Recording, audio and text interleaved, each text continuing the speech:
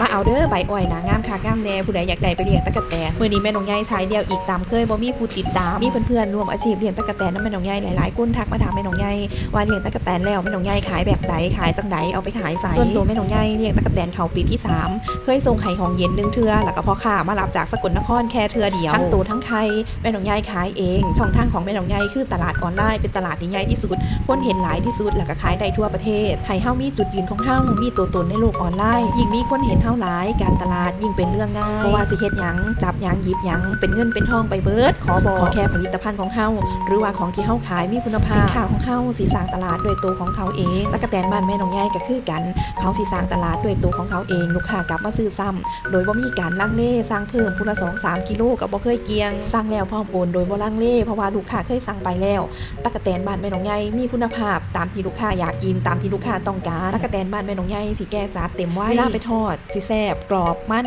จนลูกค้าติดใจถึงแม้ว่าสิปล่อยไว้จนตัวผู้แก่จัดจนเป็นสีเหลืองแต่รับรองว่าตัวแม่มีไข่ติดท้องทุกตัวแน่นอนครับจากไปเอาใบอ้อยแล้วเบิ่งหน้าแม่ค่ะไข่ตะกะแตนโลดสิได้มาเก็บไข่ทำใจบักยางคักเศร้าเมื่อยเป็นชั่วโมงเก็บไข่กับทุลักทุเลคักเพื่อนๆเพราะว่าฝนตกพายางแม่น้องใหญ่ขาดฝนกระตกลงใส่ทรายเปียกชื้นเก็บไข่ยากไข่หักเป็นทอนขอรอแค่เลยเก็บไข่แล้วก็เอามาพึ่งพัดลมเพื่อที่สิให้ไข่แห้งให้ความชื้นลดลงจะได้ร่อนทรายออกรุดออกง่ายๆส่งต่อให้ลูกฟาร์มที่สั่งจองเข้ามาก็สิมีแต่ฝากไข่ล้วนๆบ่มีทรายบ่มีฟองติดไปเวลาเพิ่นไปฝากก็สิได้ตะกะแตนตัวสดหลายๆเป็นอันว่ามื้อนี้เสร็จสิ้นภารกิจได้งานซ้ำที่เพื่อนๆเห็นนี่ล่ะจ้า